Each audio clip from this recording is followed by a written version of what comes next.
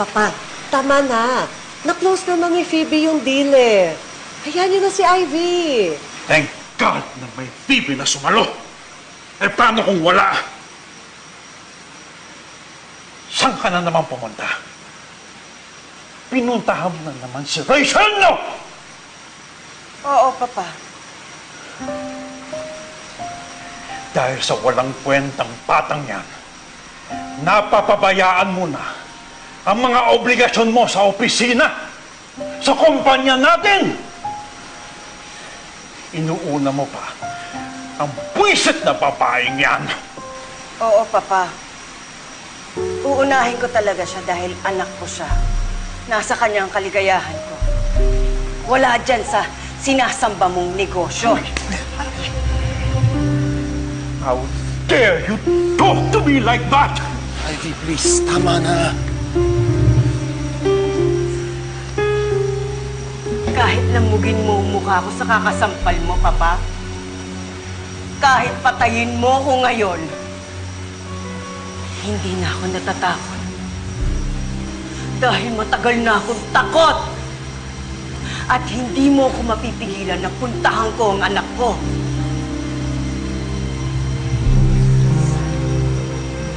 Naibigay ko na yung kaligayahan mo eh. Napagsilbihan ko na rin yung dinudyos mong negosyo. Pero ngayon, kaligayahan ko naman ang aasikasuhin ko. At hindi mo na ako mapipigilan, Papa. Hindi na!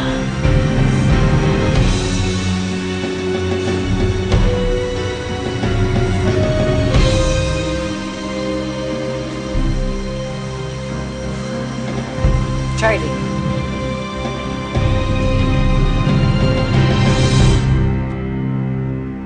Tita Ivy, are you okay? Yes. Of course I am. Sorry po, Tita Ivy. Kahit na successful kong na-deal yung kontrata with Mr. Ordonez, napagalitan ka pa rin ni Angkong. It's okay. Congratulations nga pala, Phoebe, for a job well done.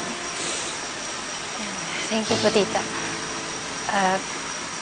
Pero nanginayang lang po ako kasi sayang hindi nyo nakita yung kanina.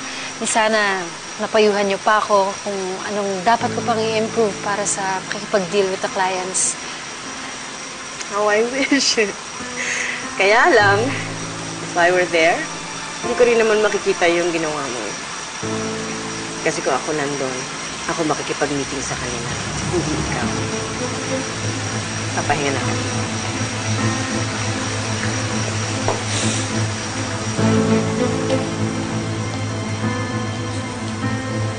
Next time, mapapanood mo rin ang performance ko. Dahil ako na talaga ang i-appoint ni Angkong to do that.